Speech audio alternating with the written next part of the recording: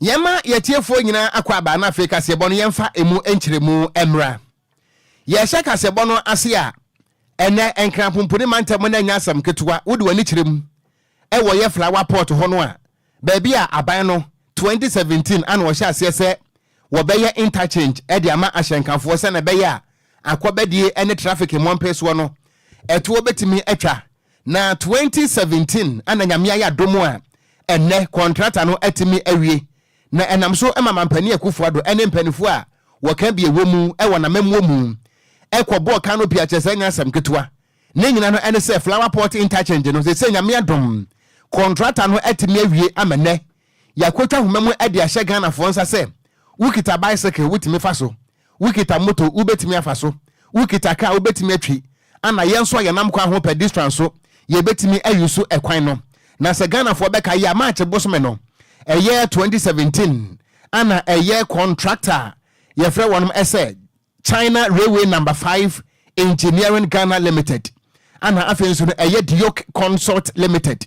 ye de ehye wo monsa se wo mo anya ho adwuma na eye 93 months abosome makoma Kwadwo emiensa 93 months ana aban no edema contractor ne se wonhwe na wontimi enwie na womo a eboa yen edisika beso yasene eye Afrexim Bank wonum anetimi boa ye ema Ghana ban so edisika twetwiredie 677,839,999.5 8.5 no anwa yeden ebusia misisika no so biem 677,839,999.5 Ghana cedis eno sika Ghana ban so ede ehyemu a yekasayin ekwan no yetimi awie na amanebo no ekiremu ese ekwan no eda hosa no ene wo ma chechem we ne contractor for brofo ntimi nkirem me kan ne se ngesitie ekwan no ekita 802 meter dual carriageway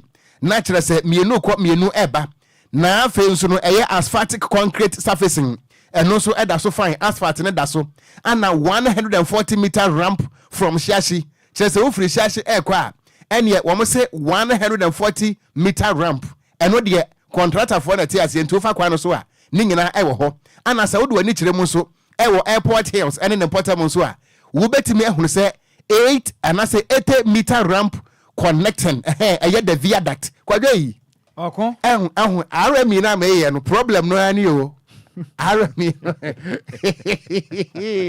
ko vie wuti bi no meraze na Kwadwo okon when a contractor for brofo sanity 80 meter ramp connecting the viaduct Kwadwo ni ade ya ente no anase mo ehon be ya kasongo kasoro nanga sana san ko mo ya no se bia o ekwan no ya kwesi na viaduct ni ade ya men kasa nchirem mampani Akufo-Addo nankasa kasai akura chirem yengo. Standing here today to commission the flower pot interchange project is both a privilege for me and a proud moment for our nation. This project is not merely the opening of a new infrastructure. It is the unveiling of a vision for Ghana's future, one that is driven by a commitment to lasting progress, inclusivity, and national pride. This interchange is a clear, tangible example of our promise to ensure that every Ghanaian feels the positive impact of our governance. When my administration took office in 2017, we made a solemn pledge to transform Ghana's infrastructure landscape. We knew that true national development rests upon a foundation of well-planned, well-executed DLFM infrastructure. Roads are not just physical connections. They are pathways to opportunity, prosperity, and a better quality of life for all. Today, with this interchange, we reaffirm that our commitment to progress is more than rhetoric. It is action built in stone and steel. Let this interchange serve as a proud testament to what we can achieve together. A Ghana that builds, advances, and aspires towards greatness. May it serve the people of Ghana for generations to come. Accordingly, Nime, ladies and gentlemen, it is with considerable pride and it is my singular honor to declare the flower pot interchange duly commissioned.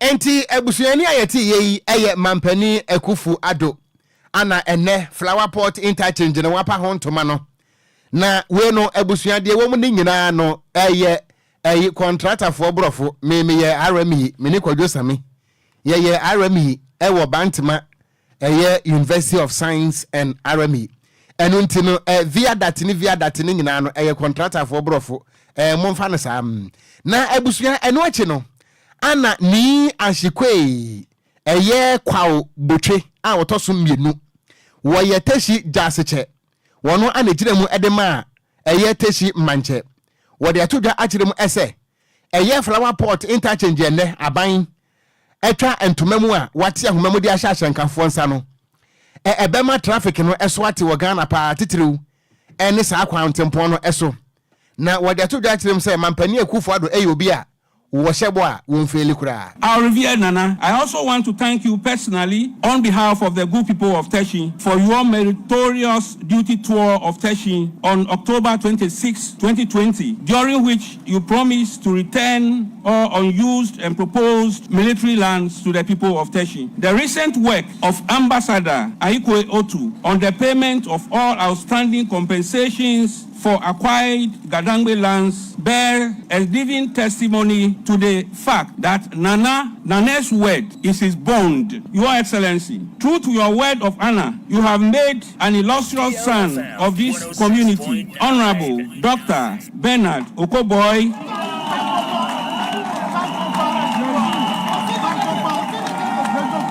You have made Okogyeabour a full minister as you promised during your campaign tour of Teshi in 2020. Therefore, we are very proud to tell the whole world that Nana Akufo-Addo is not a promise and fail statesman. DLFM 106.9. When he promises, he delivers. Thank you very much, Your Excellency.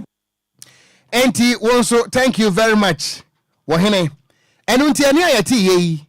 Ni ashikwei kwa botwe a wotoso emienu wono ana oye teshi jaseche na wogiremu edema teshi manche ana wotirem se mampani akufo ado abon homoden na woye mampani a wohyebo a wonfeli kura nti na de me pompe Kwadwo se yenika dabi nti yewi a yebehye di mirika ko fa interchange no so yekotie ka yebefa afiba de no de akọ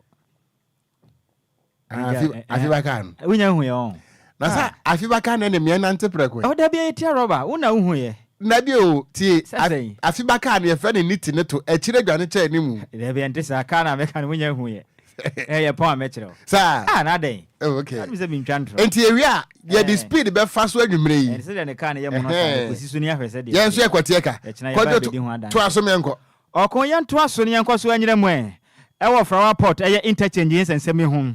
Enkrabu primante musuafo Daniel ni kwate Titus Grover wakasa de adesre ato ahyenkafo titu na de hia wamtete tempotem ba bia flower pot interchange we se momode ada na wonum enu wo ho ni sabe se obetimi aboa na ne monto kase ampanifo atu ne ba beboa pama akoni abadia ho sensem akoye pampotem ho no no chese ne interchange betimi ache ye pade ma de hia wo potem ho no emna wakasa wonde emna wo padwuma de ne ho ntoma na yebubu busumi ne da etoso edunkron emfempe mienu ene aduonu enanmu na Titus Grover egaze do chemsem aya na ja se obehu so man Ghana pembe boka attempts ka twitwiri die e de akosi intergent ade ba chepe na nipa bi etonton niema e honom de omo chese ne kios ahodo akosi si omtonton niema o kirem se afi we de wonom pese e chese ne flower pot interchange no yebo se Ghana de hye bi akobo chenku ade e kwa akodidwa o kirem se wa e be che no waso ebetimi ayashepam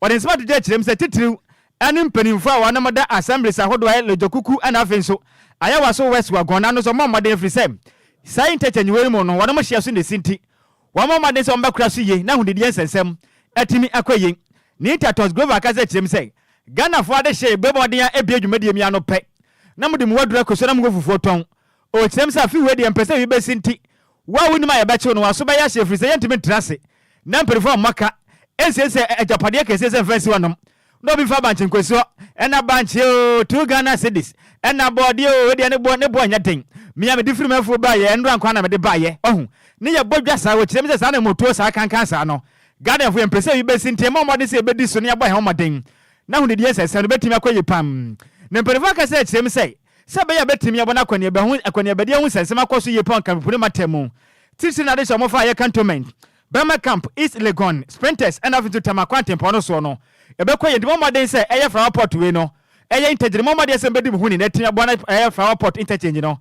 Etimacha Padiamamo, I'm not Tatos, Air Grover Jemre, Ekasa, Mediana Siano. People of Greater Accra, this interchange stands as a symbol of progress and resilience. It is also a reminder that as we continue to build, innovate, and improve, we also share the responsibility to maintain and use these resources wisely. In this light, I would like to urge the municipal assemblies, particularly the Jokugu and Nyawaso West Wogon, under whose jurisdiction this interchange falls, to ensure that this area is kept clean. Additionally, I don't want to see kiosks, and the chief executive should listen to me. We don't want to see kiosk containers littered all over there. It will destroy the beauty that we will witness and commission today.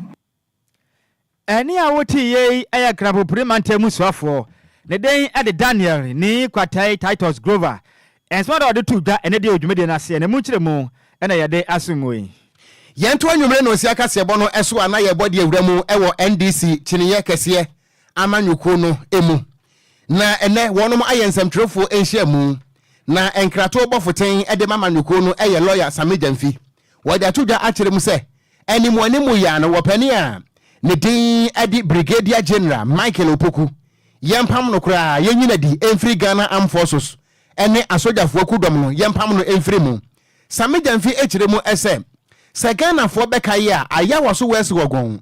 By elections e course enam so yedi tu ebu nkofo na mu.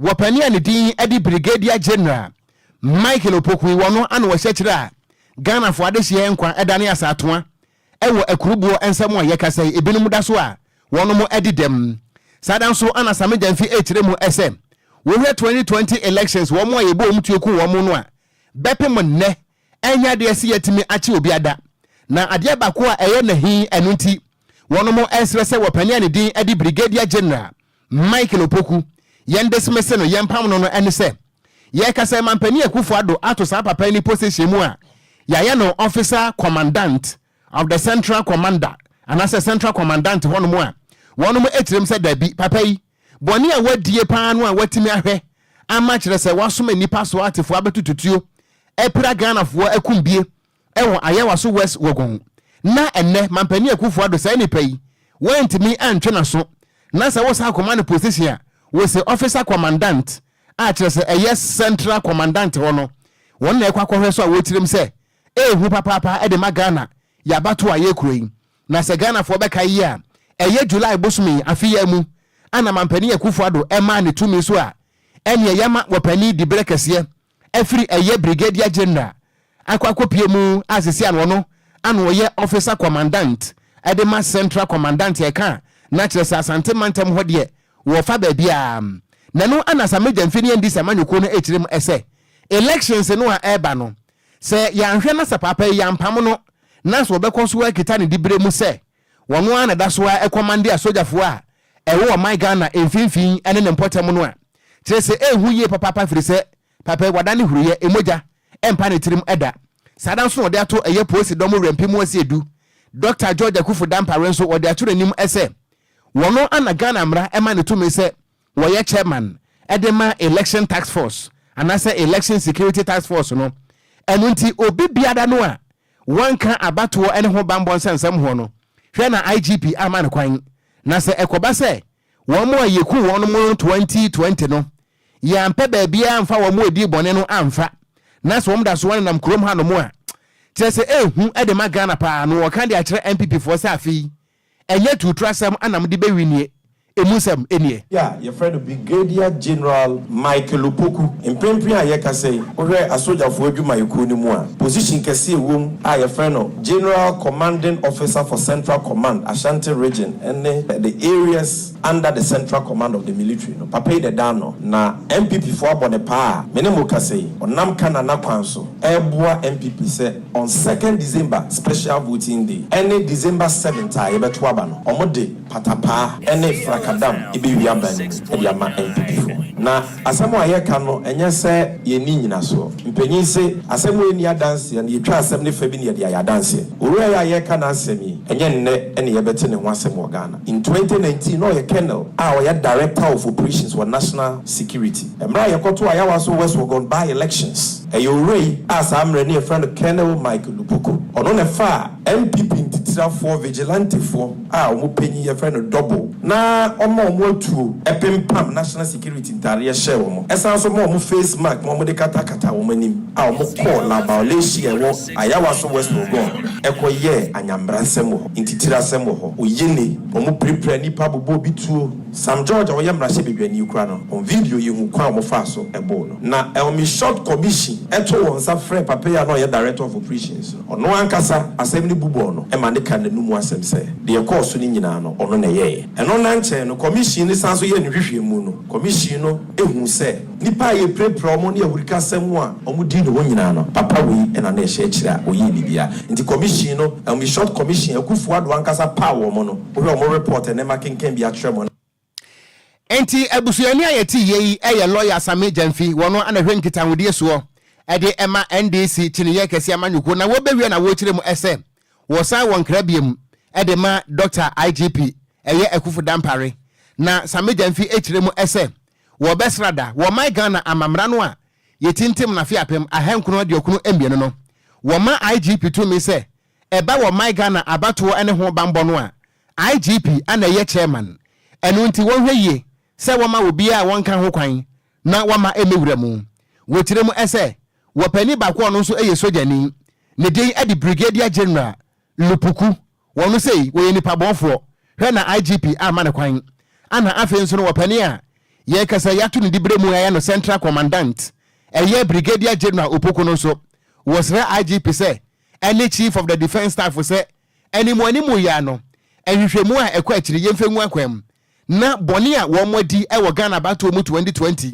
ene ayawa so by elections ne mu no yente wo mu to say hwi ne yempam wo no. So we are calling on the Inspector General of Police, who is the chairman of the Election Security Task Force, not to allow any persons to usurp his authority. The IGP and the Election Security Task Force must get to the bottom of this election rigging plot and stop Brigadier General Lupuku and his thugs from embarking on another Techiman-styled killings. The IGP owes a duty to the people of Ghana to be fair and fair-minded to ensure peace during and after the December 7th elections. In this regard, we in the NDC assure him of our fullest cooperation. We also call on the Chief of Defense Staff to institute investigations into these important issues and bring Brigadier General Lupuku to book. We are aware that as we speak, he is sabotaging him because he has the backing of a Kufuor, and so he doesn't respect upon paper. He has been promised that help us maim, intimidate, harass, kill people so that the FPP can rig the election.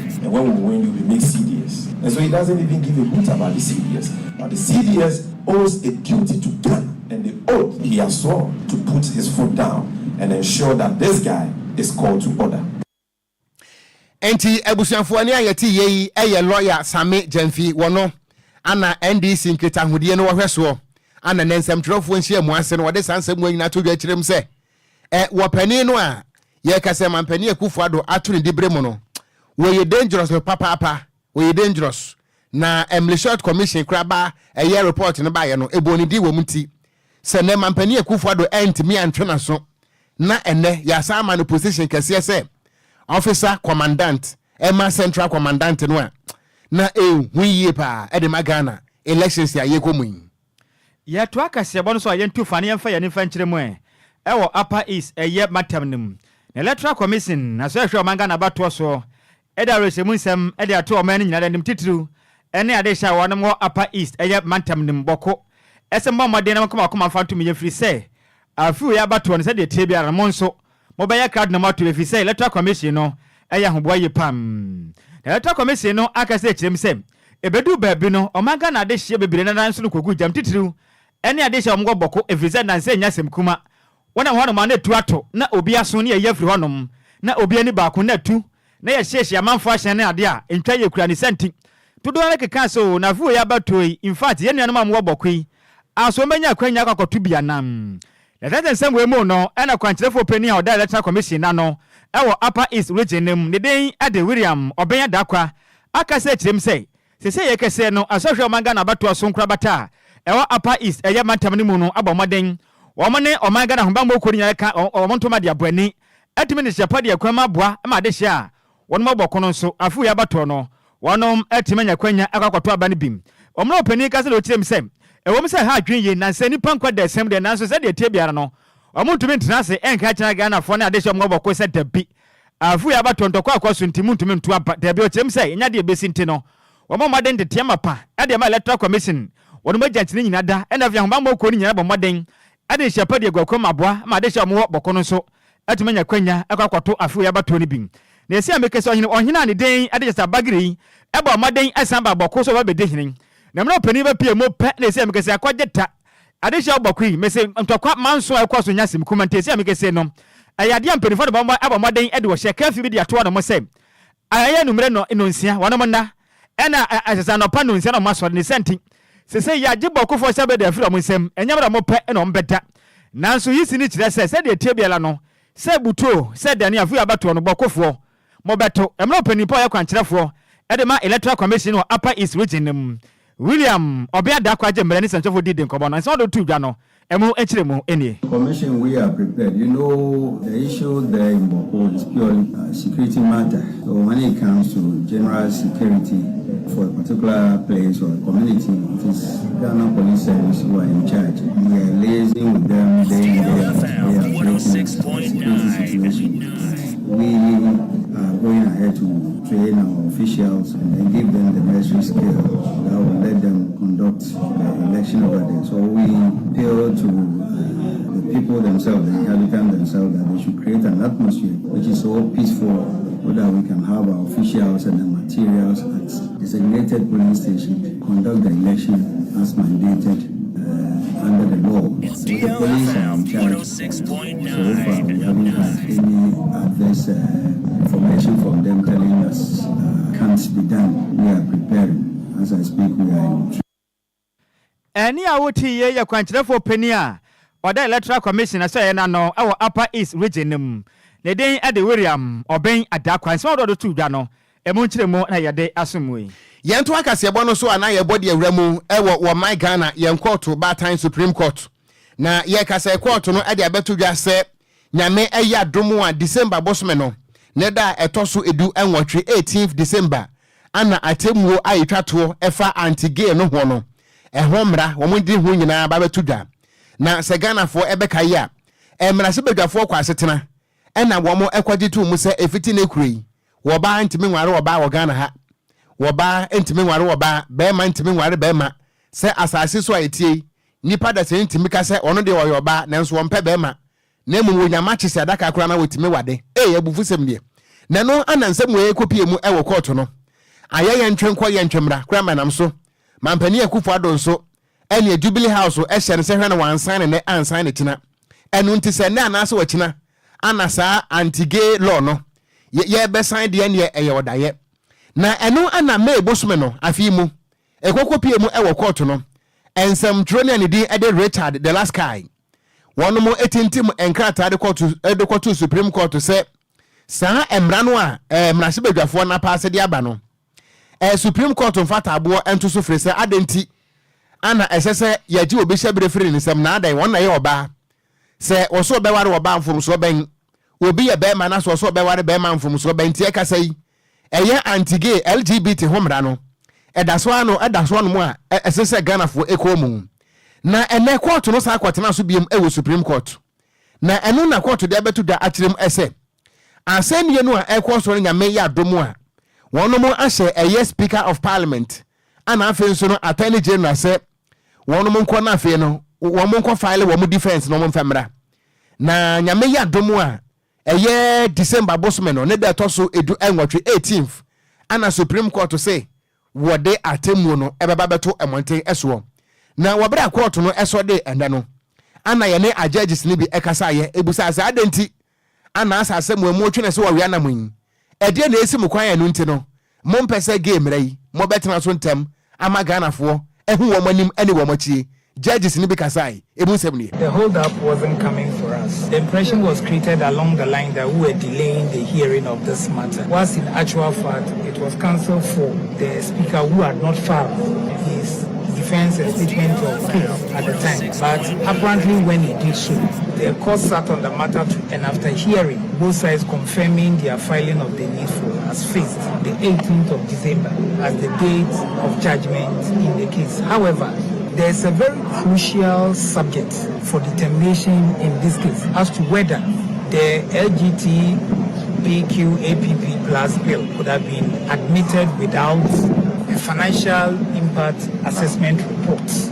We are insisting that under Article 108 of the 1992 Constitution, the Speaker made a wrong admission of the bill without that report. Counsel for the Speaker, you remember on the floor of the court, said that he has just had message that it was attached to the report. Yeah. For that reason, they were going to bring it. I don't want to preempt what the Supreme Court is going to say, but from all pleadings filed in this matter, we have not as yet cited this financial impact assessment report.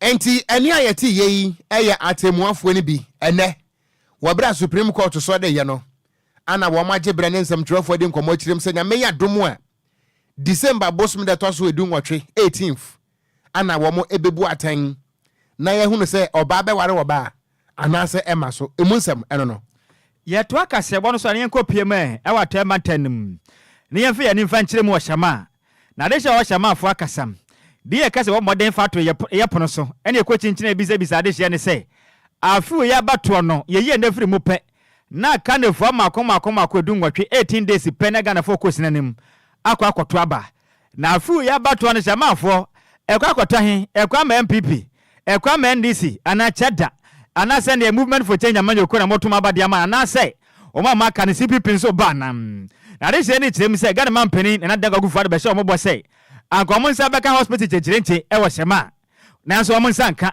o mu kirem so mu di aba ho ya ba papa firi se ekwa hodo aba de o ma fa so no nya de pa bo hye hodo de hye wo ma kwa nyina da se nanso aba hye o mbo hye nya de abo hye no watimi edesom ebi nso akasa bo Ghana man pani na daga gufu ado aba so kirem se oh Ghana man pani wo ba ye mputudwuma akoso power hyema ne potemti afu we di aba to na ebutu se dane Dr. Mahmoud Bawumia eyawa na wo krom ashenkafo no bi so agase kirem se o ya bra papa ya bra dodonti avu abato na basi samu pam na na de kasebo nya mre ena de hye wo hyema de nkomo no ensa do to de kasebo ni mu no ebi enie what's madam Emiliata so obey this 18 months in office 1 year 6 months Shama no district in police station no rent Obama in district police station Obama in district bungalows within the same 18 months. In fact, 17 communities we have electricity extension. Until within 18 months, no Ubia the means of money in a Aberdeen and supporting. No big anything more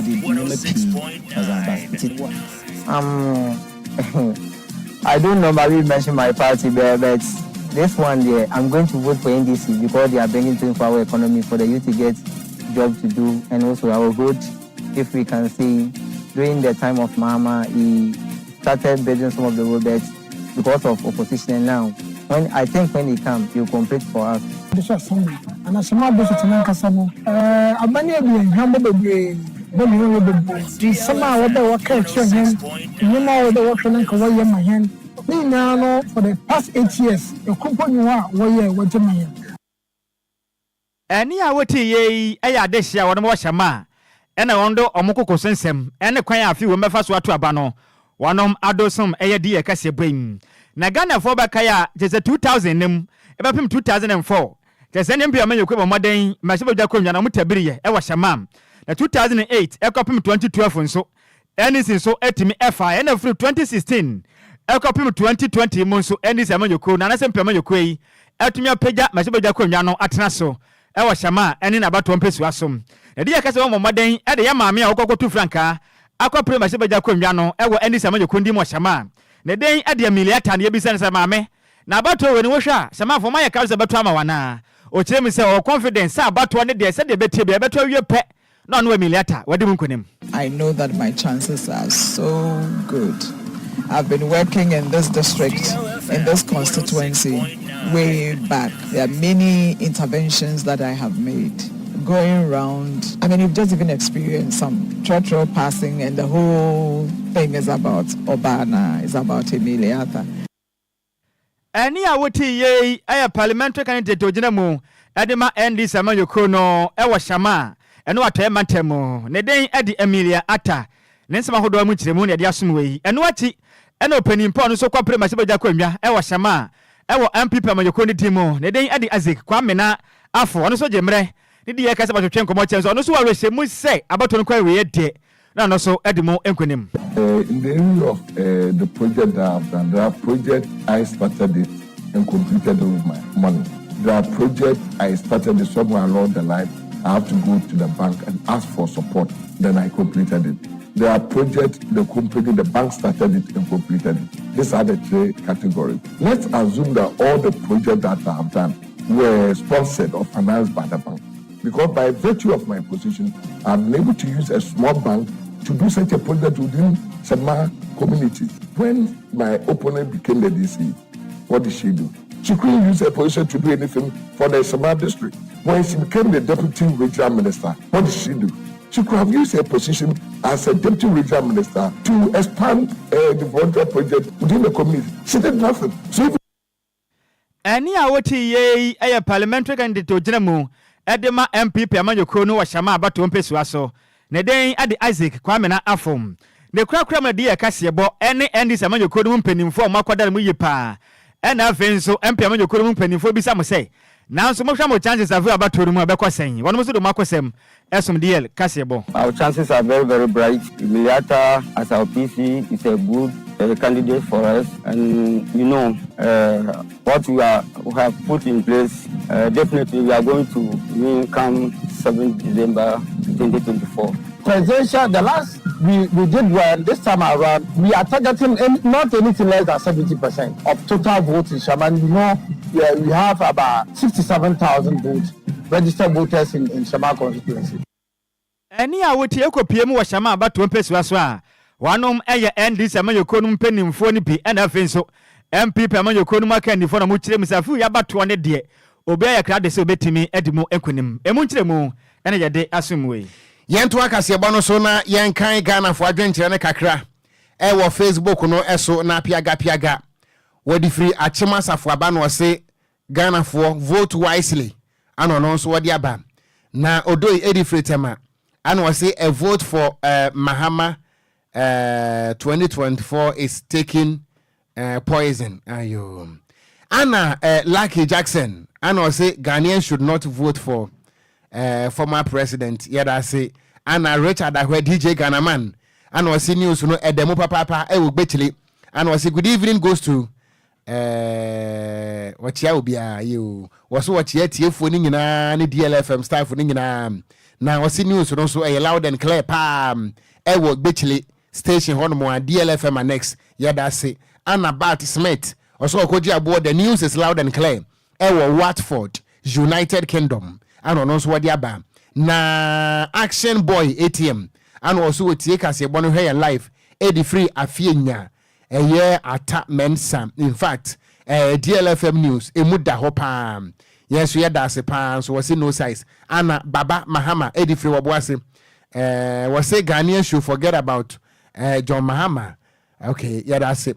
Anna, why so any Kofi Parliament was say this election, let's maintain peace. Was here some dream who they ran a Ghana yemo. Was in news on them, Ewo Aguna Bobikuma in the central region. Yadaya Huaba. Na Fediaka, Yadia Tuamuso. The Yale News.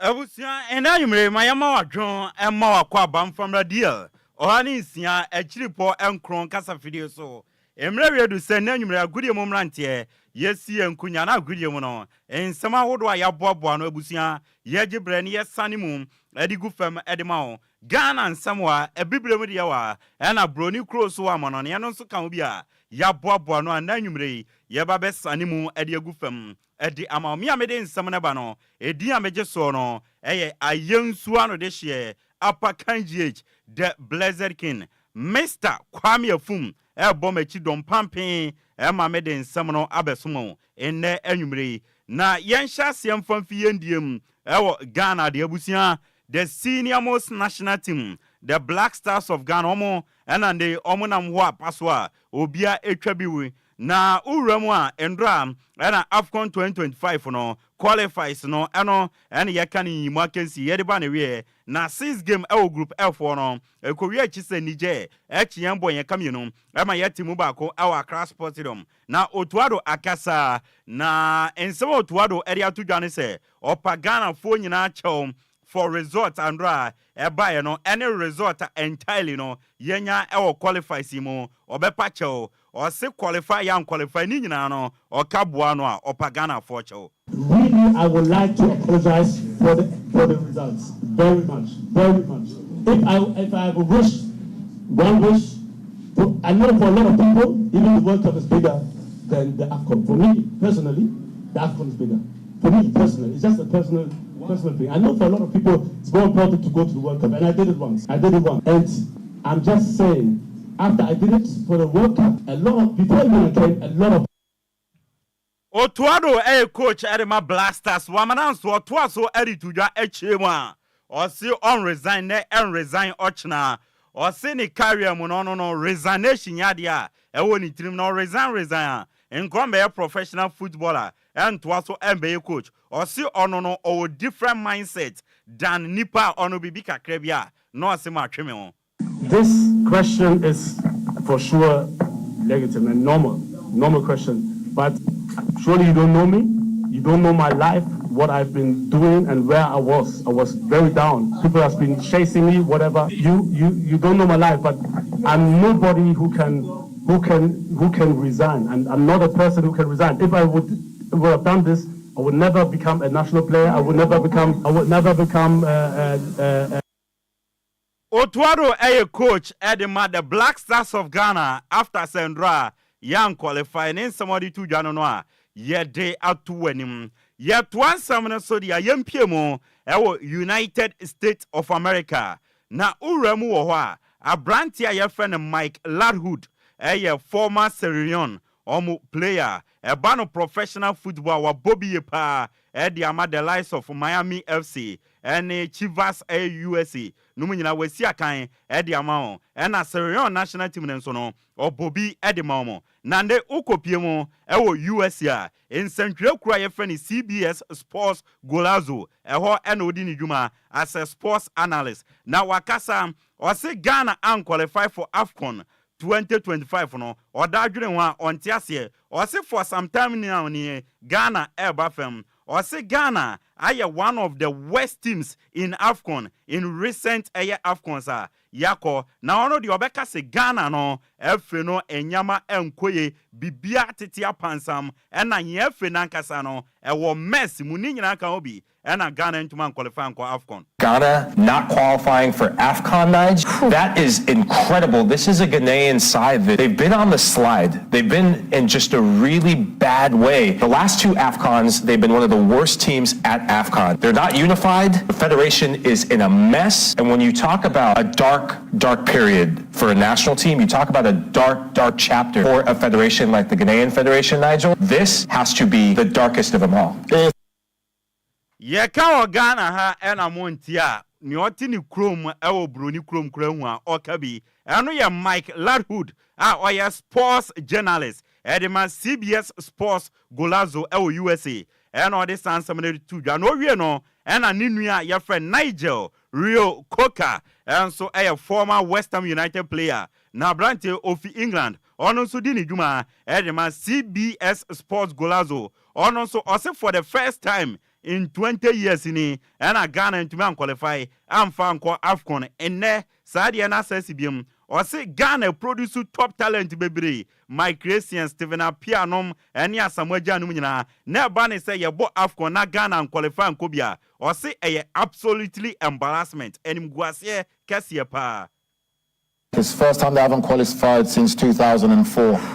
There has to be a clearing of the house process for me because it's inexcusable. This is Ghana. They produce some of the top talented football players that we've seen. Talk about Michael Essien and right now Kudus. Like there's so much talent there. And for them not to qualify, it's an absolute embarrassment. It's just that simple. Na Niger Rio Kwaka Amananso or Twaso edit to just say Ghana to man qualify and fan kwa Afcono on the Ocran Nhyiraba Kwadwo Esan say powerhouse be to say Ghana yaji Afcon and Bakumako 4 na ya bo Afcon and qualify and Kobia Nhyiraba or senior the Ghana bedu baby yedri and it's a Ghana no ye lack direction. Lack of direction, shortcomings from Ghana. You know, when you talk about Africa as the continent, the North African sides have always done well. You look about Morocco, Algeria, not as much recently, Egypt, but for me, you know, Ivory Coast, Senegal, they're probably, I would say, the real standard bearers of African football right now. And the smaller nations are starting to even go. Small nations like Cape Verde. Niger, Rio, Coca, and so Ayan Centurion, Odini Juma, Edema CBS Sports Golazo. And Wakasadia Fire National Team Noir, Yede Asomo, Alhaji Karim Grusa, a bankroller, founder Edema Kumasi Kim Faiza, or a veteran football administrator, our Ghana, or senior and Blasters, no, Abedu Baby Ayeduni say, the current FNO, or Massa Bruta, and watching so current GFA administration, or my selfish. And now for some near Busiasam and our friends who agency normally rura yem football no wintina my football no essay Sanyama Winso Nyamempe into Nyame Adome Ghana football. Administration na Tamam Kunya administration, selfish interest administration, friend and families administration. And I think Ghana we are some knowing that and carrying na okay we Kunya administration, selfish interest administration, be friends administration, for family administration, any agency. Alhaji Karim Grusa, bankroller, founder, Edema Kumasi Kim Faiza, veteran football administrator, and at Waten Kano. Young Ramo, I want some food from a Yimano Boyne, a player the man nations of sea. Na ye bisanse nansi amone kotoko boye ema mosho mekami no mentumante na kamia se nansi monsada kotoko so den eboam no se kotoko one of the big teams our Ghana more respect the more respect omo yepa na momo no players na wo kotoko no omo mu hu omo se omo ne omo yepe enti omo ne omo bo agopra na so respect bi eni ho eno na eboam a omo tumi she kotoko no me can say kotoko Ghana a big club Ghana, one of the big clubs Ghana. So a team you're respecting one for a dinner one, but you can't say players now young colleagues and bubble so on the field of play, and you can say they respect my players now, but until I think say and somebody catch one Yimana boyne esina kanema nations of sea and Waten Kano. Neither con a communications team member Edema Asante Kotoko. Unim se Kotoko lusu 4 consecutive Ghana Premier League games. Or senior to Kotoko no a shameful a nimguase and a hardring a worrying. Or so no the onimini to Kotoko. Obi o Kotoko a confused. None of your best suggests say Beya. Dr. Prosper na tokum coach Edema Kotoko ncheno kakra na ekamia se players and they work kotoko or person bebo na dia. Very shameful and worrying, honestly speaking, because a team like this, Messi and get better than Asante Kotoko. I don't know what's happening. Everybody is confused, and maybe I don't know. But a day, I must say, Coach Ogun onchino kakra. And I didn't da kon echirema. Or see a woman say Coach Ogumuno, His Royal Majesty, or 247 to Asantene, and Eddie Jumanimani, the name professional, you know, a camia say ni CV so no emu say, and this CV mobile say any other dead a bayanka professional, you know, on training kakra. And I make say, he's not the problem, but me professionally no on training can I share this. Also on Wakasano, I say extend the CV. What you say? Boys, you know, but I come from the champ game, I can't community level no form. Neither Akona Waten can a crackramuno, Mr. Alex Menu, Ashanti Regional Cycles Chairman, Edema Kotoko, Sekotoko, Abre. ewo Boase Lenkre Stadium esanse wusi akan a no Boase fo no edi wateman magu Ash Gold ena mo abeji Ash Gold Stadium ena mo boss bo ni nyina no ha adwenti on de obeka che kotokofo no se ni manima ya omo nsambra back to Babaya Stadium. Because I feel like I was so and the coming quite next match when you feel me my bobo have you. And I bobo support the Jackas Mogu Ashanti go Abeji Stadium. I Hosem. Asampa etia Mr. Alex Menu Kotoko Circus Chairman Ashanti Region ena ebusuan watene nka yede ewonsam ediama amano no uramo ewo Afcon qualifiers na games egusu a ekoso ebi abanewe group C no Egypt 1 Botswana 1 ena Mauritania 1 Cape Verde 0 group J no Ivory Coast 4 Chad 0 Sierra Leone 0 Zambia 2 group H Tanzania 1 Guinea 0 DR Congo 1 Ethiopia 2 ena uramo group I so a Guinea Bissau 1 Mozambique 2 Mali 6 Eswatini 0 group J Cameroon 2 Zimbabwe 1 Kenya 0 Namibia 0 group K Congo 0 Uganda 1 South Africa 3 South Sudan 0 ena ebo 7 PM so a Senegal ene Burundi omo de ebe ya ntam so a yede wonsam e de ama UEFA Nations League ene CONMEBOL World Cup 2026 qualifiers no enso nyame adom no ochena ye ba yede result ni nyina no e de eba besomo a enye asem ketwa any latest news a efi amano ne ba nyina nyame adom na ochena odom ye nkwane anwode a ye ba ye de ni nyina eba besom aguri mu nsema na anwumre ye de ba na abusua yam fancy mi amede nsema na ba din ameje so no ayensu ano de hye apakanjich the blazer king aseda kese enkoma Mr. Kwame Afum se obo machi dom ema mede nsema na ba ye DLFM 106.9 Yansan ema yetiefo ne ahwefo akwa aba na yentoa so emfri ha Ebusuan komo ne nyina no eye ba kopɛ Supreme Court e de abetu dwase nyame eye adomo a December bosome de toso edu enwotwe 18th December 2024 ana LGBT mra no ho nsɛm kopie mu ewo Supreme Court no wode ho atemuo ebeba mepachawo enka nkom bebrefre se eda court na mbom de court no e de atodwanie wonkura nhesem wo woni daso woni daso nsɛm anything 0534050199 0593406565 0593406565 nyame ya domo 18th of December ana Supreme Court say wadi atemu no ebeba me pa cho sa na moyin wo jene saying good evening. Hello, good evening. Me pa cho bo din tira me nto aso mfiri ho. Your friend Benji, the Frefi Tema Center. I mean you. Yeah, make an say, the Supreme Court no edi. Yeni mu say, ya can say yempe da gazing ewo omaimu no. Ambeje akin na gazing emba omaimu anu we say. Na ya koso aware tenia ye ware no. Da me da se papa onso betimi afa ha. Good evening. Evening wafa. Me pato bodi kire me na afre me frɛ hen. We asking boy ti am ka sa frɛ afenya mo bola ta mensa. Ma mentie o. We dia ya kwatu no dia ni so mu dia asampa. Ba ya dia ya ntimi challenge nyankopon asamba ya nge ntumi nde enje ntumu kina nti o musunni. Menso medase. Good evening. Evening, me wan fase be nie. You want fase ajia o.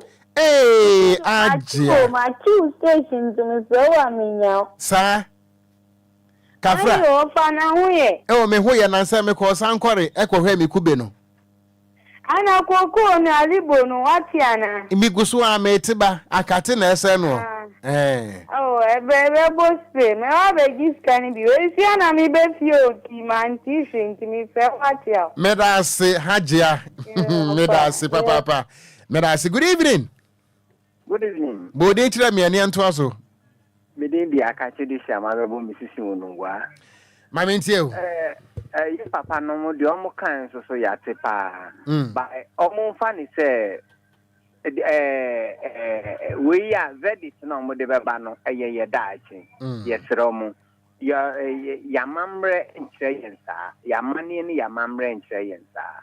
say ya baba wari oba ntimi yesro mo Ghana de omufa vedita ye nyina ya foma bedaso e de abreye yedase me so me da say good evening. Good evening, my friend. Bodi ntira me ne nto aso ba bia free me free. Mbacho me dini kofinansa.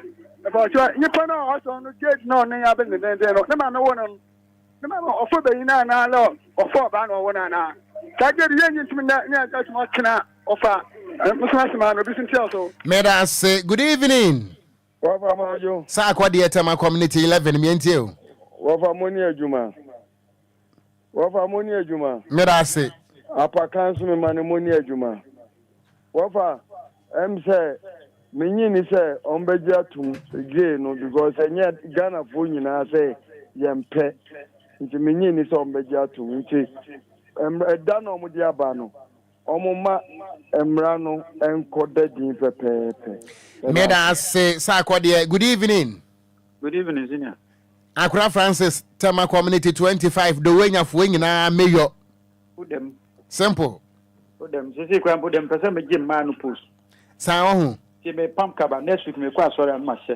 Wa pam me. Na ya ma bataza 400 a minute. No. Bataza 400 nam dia sum. Ya di tesio fan. Ai. Ya di tesio na minute. Da bio. Supreme Court pa amon fam so ayo mo amasema. Bye. So me da say ye chia mama Selena Nate ewo ho. Good evening. Good evening. Me pa to bodi ntira me nto aso mfiri ha. Me de Belinda Glico me kasafida akoma. Belinda Glico. Mo. Wa fa me chia wa na dwe. Me so me jo so me wo fa ase. Wo fa. Nti ni omudi be. Omu hwe ye nkwala no ho kakra. Ya da twi o. Nti penifo no mo mpa bibi no mo nkamfa. Menso meda se papa ebusuan wo ye me last caller ye bre ne ko ye mfa biem. Good evening. Good evening wa fa me kranka me wu ahye. Kofi ube wu ahye me a. Kafra. Kofi me ho ye mama nti o mfra Shaman Diamond City. Oh wa ye penifo de ni se seni amuka no amufa bebi anoko ne eda na amufa nto ye ni se sa diwe die ye kroma ye chi enye feka mbua krampe na nipa ofamuni ngam yejuma menso meda se papa abusuan ye ntimi emfa afrefo no ebiem yeda mo ase pam na message ba ko etike mo Zinabu Adamu and say good evening wofa I am watching you live from Kaswa Amman from Zizi Saloon and was wo mo bie mo pa ye da se abusuan kase bo no ye di besi ewo ha na champion Kofi Taylor and de ko Facebook no eso Emma wunya bi ehwe ye da wo Ghana ni nso ye da wase papa na akenkanfo nso ye mienu edia mejeso eye Gan Stakati amitenkura Okogyeabour Ocran mene Nhyiraba Kwadwo Sammy bi na okomechia Kasongo Kasongo ye na edin what ya say Kasongo no asechira ne san obi oye adwuma na oye ne yie okay na niso di adwuma na waye ne ho na oye ne yie pa ni ene Kofi Taylor Kasongo oye Kasongo ampapa na okọ Democratic Republic of Congo nso a omotoso omukuro ba ko din da so no Kasongo ana Bataza nso ye Kasongo ene so ye Equatorial Guinea omunyina ye adwuma ene no so ye de be ma Kasongo ana Kasongo betimi age mechia Silveria Sawo ho kumase yakase panko ya no achia woto ado nso amamen obete wesre mpenifo no momodin ama ne ta no mompam GF mpenifo no nya no munya oto ado ho mo no hoye matete do mo tete no tuma Kwadwo nti yanko ye nsoro sokra ebusuan ye so akọ na ansa na ebe so no happy birthday in advance and confirm my good friend Emilia Somwa was a midwifery student Wisconsin International University College yene no na egro ewo long flegon ha na nyame adoma wochina Emilia birthday very beautiful Kwadwo ne ho ofepa na wo kan asem bi say yene na egro se me kase yene na egro a mene no na bopo na mpesie mene no na ka banku enti wo ye me banku eating partner ye pon ama me hu no that's right ne ho ye fe yes so onwale ya na eno de me nhwe ne nsa so ene bisa na ma me hu hiam pa me ntimi musa obi nsi trodo nso mato da be saka songo na de adesra to mani mesi bisa na ma me oh okay ne ho ye me fa ho fa Nyankopon de afi ba ko aka mfe ho a that's right ye kan Nyankopon won pagya na onye okese why ahofe na ye se Nyankopon mmomode no mpagya mu na nye kese sika me ni mi se oda hwe sika opiska aha Nyankopon ma sika ne muso ai ade pa ope bia nso me bi mo ne kra yes na wo free nkokọ Akuadwo ai ho no free na oye Akuadwo nkokọ Akuadwo kuro ba ko a ye me depa wo nkokọ mpotam ho eno no eno ntino once again happy birthday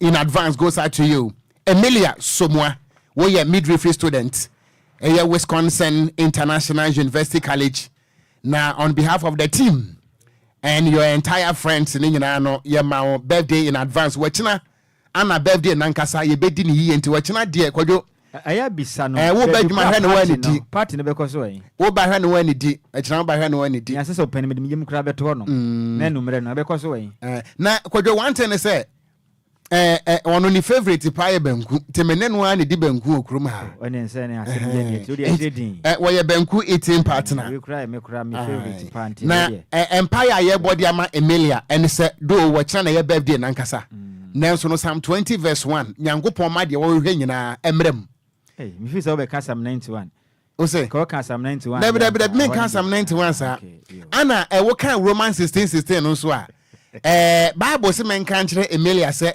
won fa emfia no kronkron won fa emfia no kronkron chiacha na dofo Kristo asafo na chiacha mu yi se de obebi quotation me bia bia ya asem wa ha wontimi bia bi nso a wontimi bia ya on kan Job chapter 5 verse 8 e de na ho o se Nyankopon se so hwehwe na kira kwan no de na asem nyina hye ne nsa obey ne kese se na hyese ni sompo a ewiye no beba na ye kokuro ntimpa ye we ya odia. That's right. Enti happy birthday in advance.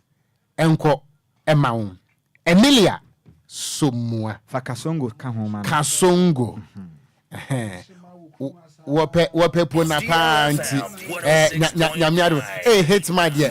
Ebusia meeting at the Gun Stakati meeting kura Okogyeabour Ocran Nhyiraba Kwadwo Sammy Anna Meso your friend hate man monster nko Ebusia ya so I hate man is up next I was so hello adofo your friend Emilia Brobe ubitimi your friend Miss EB